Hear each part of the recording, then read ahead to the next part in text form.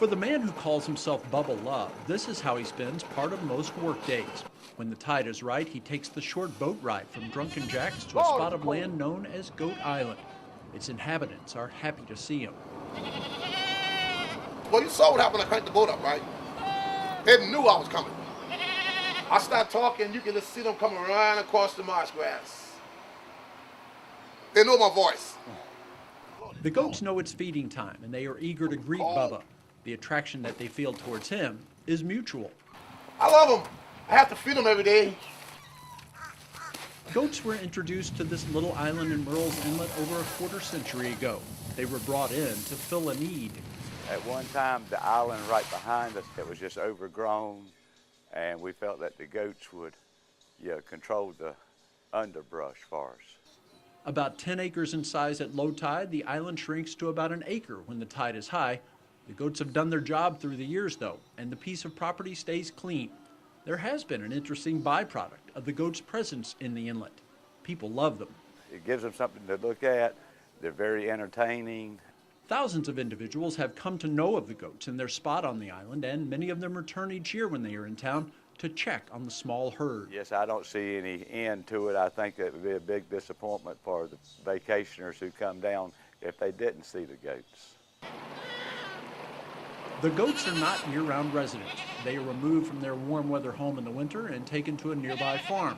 Generally, they head inland around Thanksgiving and return on or about April 15th. When we put them back, that's the big question.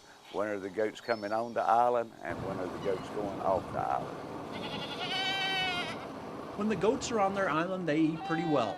For the most part, their diet consists of some of the same food on which people dine at Drunken Jack's restaurant. We feed them to get goat chow, to get hush puppy, french fry, bread, broccoli, cauliflower. We give them all of the necessary vitamins and stuff. We warm them, and they eat the goat chow. But the number one thing is the hush puppies that we feed them, and then they'll eat the lettuce and the other vegetables that we have at the restaurant. People probably think they know a little bit about goats, but then again, most don't interact with them on a regular basis. For instance, that old belief that goats will eat anything? Bubba says that's not exactly true. Like some people say goats eat cans and stuff. They wouldn't. Then again, these are not exactly normal goats. They eat food from a restaurant, they're tended to daily, and they enjoy island living on the coast of South Carolina. This is the Bahamas for them. This is vacation. Despite the arrangement here, the goats still maintain their distance from people, even the person in the world that they know best. They don't let me rub them. Because every time I come, they think I'm trying to catch them and take them home.